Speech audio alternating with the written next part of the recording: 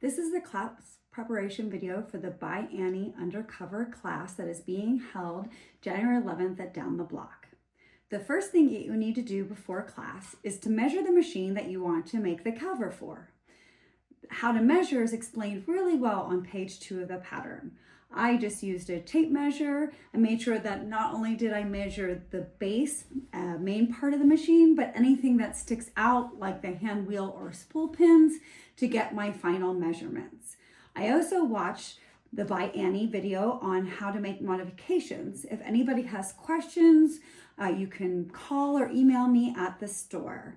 Once you decide on which size you are going to make, you can start cutting your fabric and other things for the pattern. I like to use the paper labels that ByAnnie supplies at the end of the pattern. I make sure to use the right size. In this case, she supplies 3 different labels based on the size. Also, another good tip is I like to just make a photocopy of that page so that I am not ruining my pattern. Once you have decided on the size, you need to cut all the fabric, the soft and stable, the interfacings, the mesh, and fold over elastic. Once you have all that cut, you're going to go ahead and quilt set A, set B, set C. And once those are quilted, cut the final pieces out as described in part 2C, or you can look at the diagram on page 15.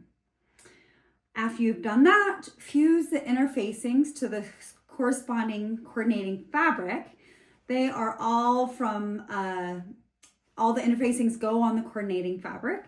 You can see how they correspond in step 3A on page 4. Once you've done that, you want to prepare the square bias binding as described in step 3B on page 4.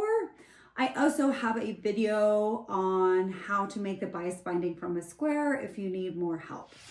The very last thing before class that you could do is the zipper pulls as described in step 3C on page 4. It is not important to the construction to have these done ahead of time. They can be done after the fact as well. And just be sure that your zipper has a hole to put the pull or you won't need them anyway.